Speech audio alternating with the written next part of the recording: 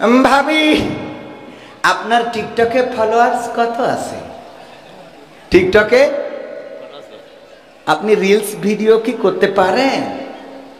আপনার ফেসবুকে ভিউজ কেমন হয়? আর্নিং আছে কিনা? মুরব্বীরা বুঝতে পারছেন না, কিন্তু ইয়াংরা বুঝতে পারছে জিনিসগুলো কি। আপনি কাপল ভুলাক করতে পারবেন কিনা? কাপল ভুলাক বোঝেন তো? স্বামী দাঁড়ায় থাকবে পিছনে কোথায়, আর স্ত্রী আসবে ক্যামেরার সামনে, হাই গাইস সবাই কেমন আছো, আমি না বলে আজকে লাইভে চলে এসেছি, তোমরা মাইন্ড করবা না? আমার কথা শুনতে পেলে তোমরা একটু আমাকে কমেন্ট করে জানাও। তোমাদের বলেছিলাম আমি কিন্তু আমার শুভ কাজটা সেরে নিয়েছি। আমার পাগলটা পিছনে দাঁড়িয়ে, এই হাই বলো, ও পিছনে বলে হ্যাঁ, ওই যে আমার পাগলটা দাঁড়ানো, হ্যাঁ। ও মা, কবির বিন সামাদ জয়েন করেছে। হাই কবির বিন সামাদ। এটা কি কি কি কি কি ফ্লাইং কিস আছে না নাই? এইগুলো করে জাহান্নামের রাস্তা ক্লিয়ার করে নিচ্ছে, জাহান্নামের দিকে ধাবিত হচ্ছে। আমার মা বোনেরা, আমাদের মা বোনদের মেয়েরা, আমাদের যারা দাদা আছেন তাদের নাতিরা, যারা বাবা আছেন তাদের সন্তানেরা এই অন্যায়গুলো অপরাধগুলো করছে, আর আপনি দেখেন না, শাসন করেন না, কন্ট্রোল করেন না। আপনার মেয়ে কার সাথে গদখালিতে যায়, কোন ইজি বাইকে চড়ে যায়, কইখানে যাওয়ার পরে ওই যে 380 ডিগ্রিতে ঘুরে লাইট ঘরে আর মোবাইল ঘরে নাচ করে, আর চারিদিক থেকে ভিডিওগুলো ধারণ করে, ওইগুলো অনলাইনে দিয়ে দেয়। এই অনলাইনে দেওয়ার কারণে আপনার মেয়েকে দেখার পরে, ওই নাচ দেখার পরে যখন কোন যুবক ভুল পথে চলে গেল, খারাপ পথে হাঁটলো, এটার জন্যও আপনার আমলনামায় গুনাহ লিপিবদ্ধ হবে। এই জন্য আল্লাহ রাব্বুল আলামিন কোরআনে বলেছেন, পরকালের ময়দানে বান্দারা বলবে, আল্লাহ আমার জীবনে তো এত গুনাহ ছিল না, এত গুনাহ আমার আমলনামায় কেমনে আসলো? তখন ওই আল্লাহ রাব্বুল আলামিন তাদেরকে বলবে, ওগো বান্দা শুনে নাও, তুমি এমন কাজ করেছিলে যেই কাজের গুনাহটা চলমান ছিল, তুমি তো করো নাই, কিন্তু তোমার সন্তান করেছে, তার তোমার সন্তানের দেখা দেখি আরো অনেকেই অন্যায় জড়িয়ে পড়েছে, ওদের গুনাহগুলো একটু একটু করে তোমার আমলনামায় এসে যোগ হয়েছে। অপরদিকে যারা ভালো কাজ করবে সেই লোকগুলো বলবে, আল্লাহ আমি তো এত সওয়াব করি না, এত সওয়াব কেমনে আসলো আমার আমলনামায়? আমার জীবনে তো হজ নাই, আমার জীবনে তো হাফেজে কোরআন আমি ছিলাম না, আমি এত কোরআন পড়ি নাই, কোরআন তো পড়তেই পারি নাই, কি করে আমার আমলনামায় এত সওয়াব? আল্লাহ রাব্বুল আলামিন বলবেন, তুমি যে মাদ্রাসা গোগা ইউনিয়ন দারুস সালাম হাফেজিয়া নুরানিয়া ও কওমিয়া মাদ্রাসার যে মাহফিল হয়েছিল, ওই মাহফিলের মাধ্যমে টাকা দান করেছিলে, কোরআনের হাফেজদের জন্য পাগড়ি কিনে দিয়েছিলে, তাদের টুপি কিনে দিয়েছিলে, তাদের বোর্ডিং এর ব্যবস্থা করেছিলে, লজিং এর ব্যবস্থা করেছিলে, টিফিন বাক্সে করে খাবার দিয়েছিলে।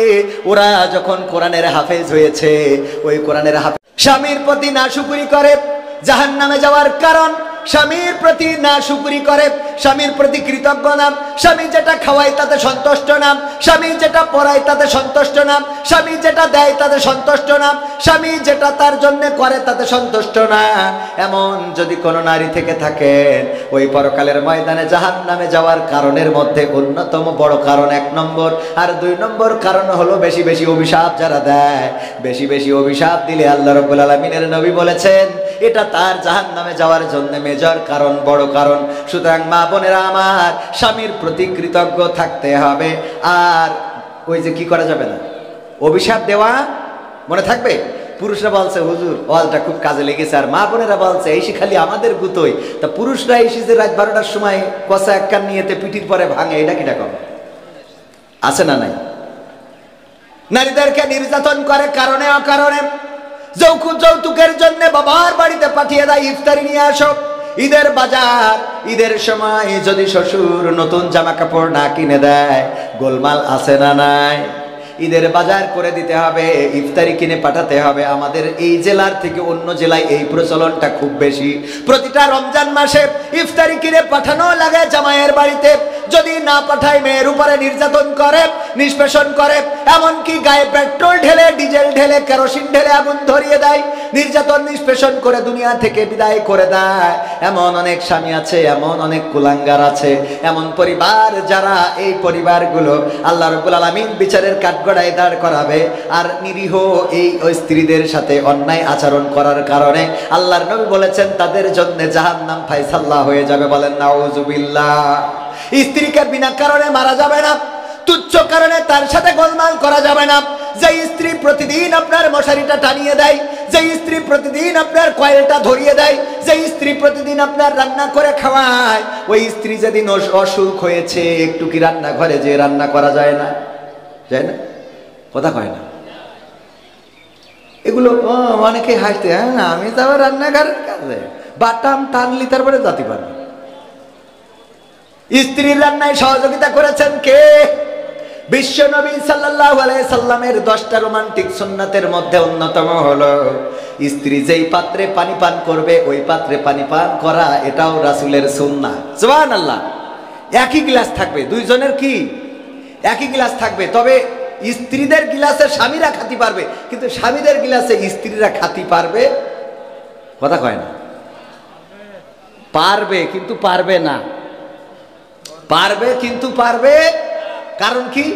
কারণ হলো ওই যে আমাদের আকিস কলেজের স্কুলের এক ইংরেজি টিচার ছিল, ও বলছে বরিশালে বাড়ি, বলছে আমার চাচা বিয়ে করলো, সমবয়সী বিয়ে করার পরে আমার চাচি ওর ঠোঁটে কিস করতে দেয় না। কি করতে দেয় না? কিস করতে দেয় না। তো এই ভাইপো সমবয়সী বললো যে তোর চাচি তো বিয়ে করে আনার পরে খুব লসে আছি। কেন? ঠোঁটের সাথে ঠোঁট একদম এইটা দিলেই না। তো বলছে আমি কি চাচির বলবো? বলছে তা বলা যায়, এটা তো হারাম কিছু না, হারাম। চাচা ঠোঁটে কিস করবে এটাই তো ঠিক এবং এটাই সুন্নাহ। তো এখন বলতেছে এটা যেহেতু হারাম কিছু না। আবার হারাম মানে কি? সেদিন আমাদের ওই যে শরীফুল ভাই বগুড়া ফতোয়া দিয়েছে যে যদি স্ত্রীর নিচের ঠোঁটে কিস করতে পারে তাইলে তার একটা কবুল হজে সোয়াব হয়ে যাবে। তার বলছি খামাখা নিবন্ধন করলাম, কি দেখি বাড়ি তো আমার রয়েছে, হজের নিবন্ধন করি ফেলেছি এই বছর। আমি বললাম এই ফতোয়াটা শুনলাম তা নিবন্ধন করার পরে। বোঝেননি? রোমান্টিকতা ইসলামে আছে না নাই? কথা কয় না, আছে না নাই? আল্লাহ বললেন স্ত্রীরা তোমাদের ক্ষেতস্বরূপ, তোমরা যেভাবে ইচ্ছা তোমাদের স্ত্রীদের কাছে গমন করো। বিশ্ব নবী বললেন ওগো সাহাবীরা শুনে নাও, তোমরা যদি তোমাদের স্ত্রীদের সাথে মিলিত হও তাহলে আল্লাহ রাব্বুল আলামিন তোমাদের আমল নামায় সওয়াব দিয়ে দেন। সাহাবীরা বলল আল্লাহ রাসূল এটা তো একটা লজ্জাজনক কথা যে স্ত্রীর সাথে আমরা সঙ্গম করলে আল্লাহ সওয়াব দিবেন।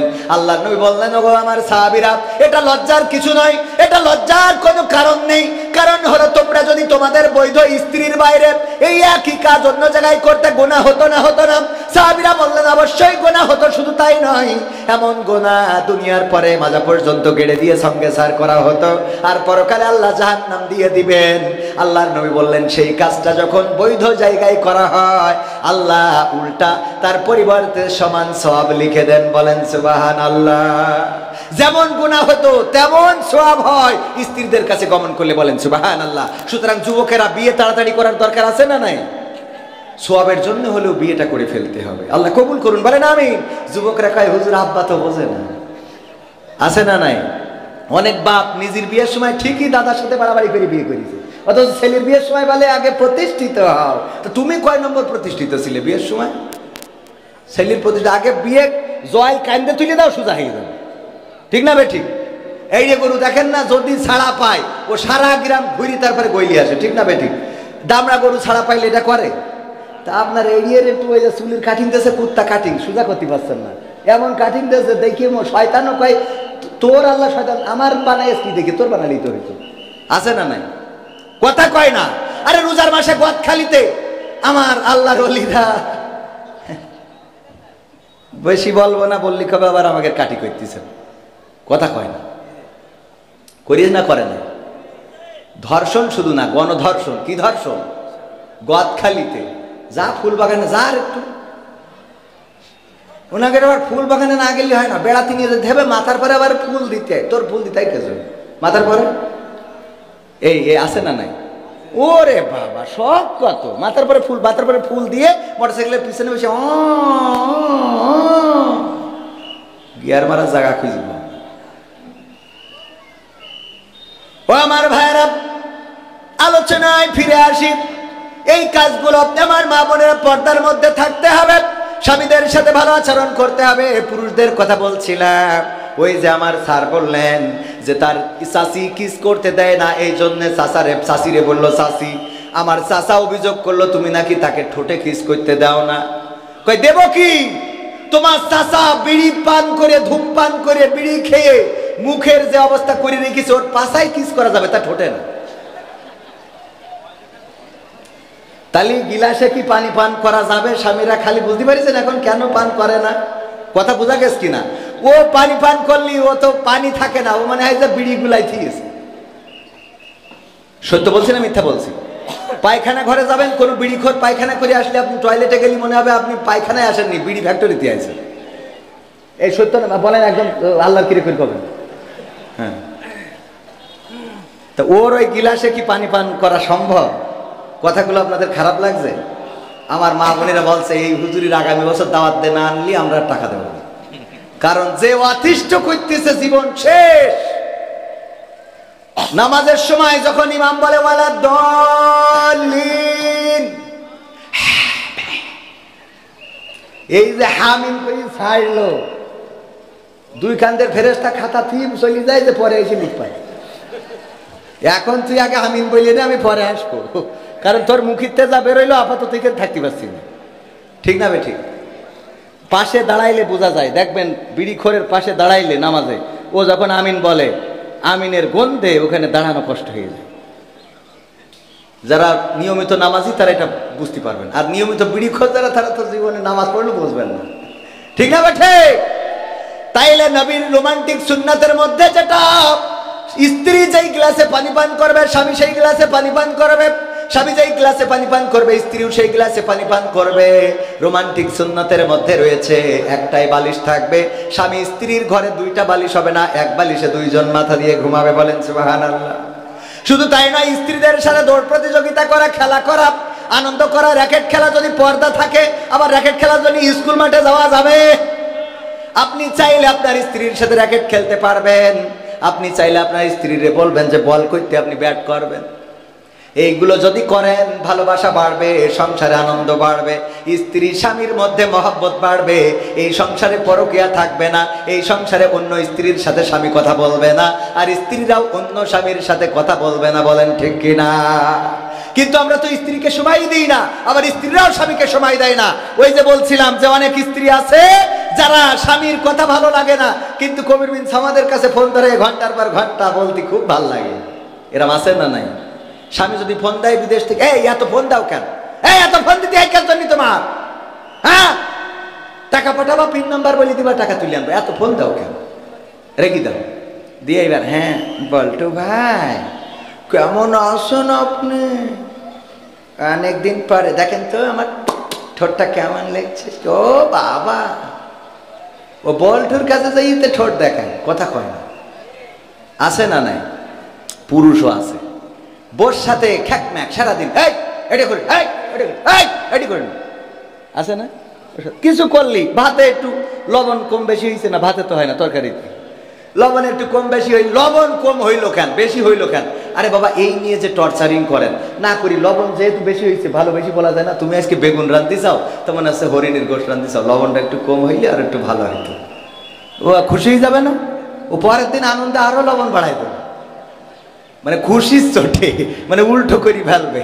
তো যাই হোক, এইগুলো বলবেন, স্ত্রীকে সুন্দর সুন্দর কথা বলবেন। তা না আবার ওই যখন ভাবির সাথে কথা বলে, হ্যাঁ ভাবি কেমন আছেন, আরে বাবা শয়তান। আল্লাহ হেদায়েত করুন, বলেন আমিন। ওয়াকারনা ফি বুয়ুতিকুন্না ওয়ালা তাবাররাজনা তাবাররুজাল জাহিলিয়াতিল উলা, কথাটা কার? আল্লাহ রাব্বুল আলামিন বললেন, ও নারীরা তোমরা পর্দার মধ্যে থাকো, জাহেলি যুগের মেয়েদের মতো সাজুগুজু করে নিজেদেরকে প্রদর্শন করে বেড়ায়ও না। আর এখনকার মা বোনেরা সাজুগুজু করা তো যেমন তেমন।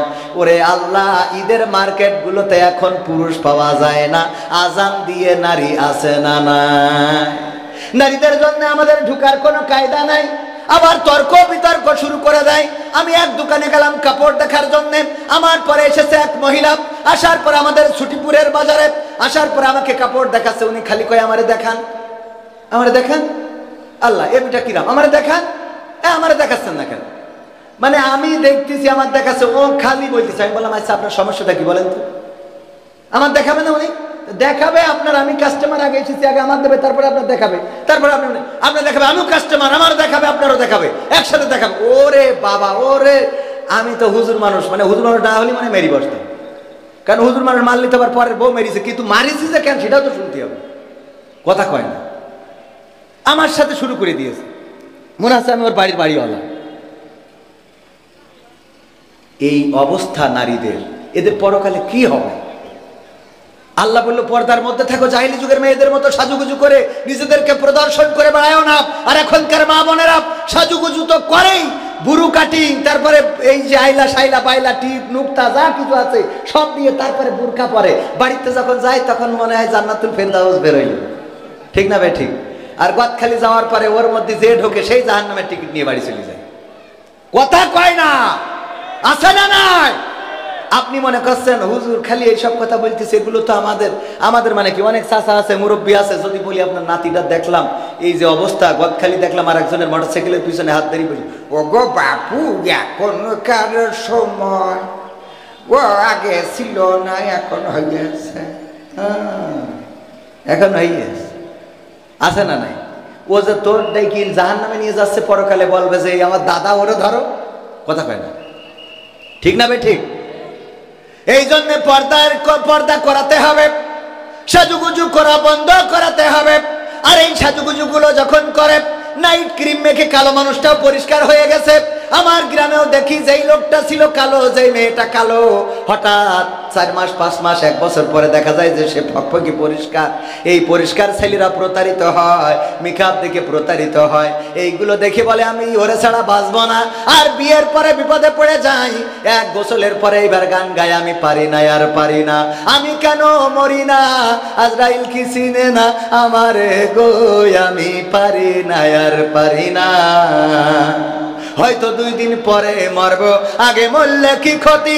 ওরে এই দুনিয়ার রং তামাশা বুঝলাম না রে এক রতি, ও আমার ঘরের রমণী সে যে কাল নাগিনী, বেনাপোলের বিউটি পার্লার আমার বাজাইছে 12টায়, আমি পারি না আর পারি না।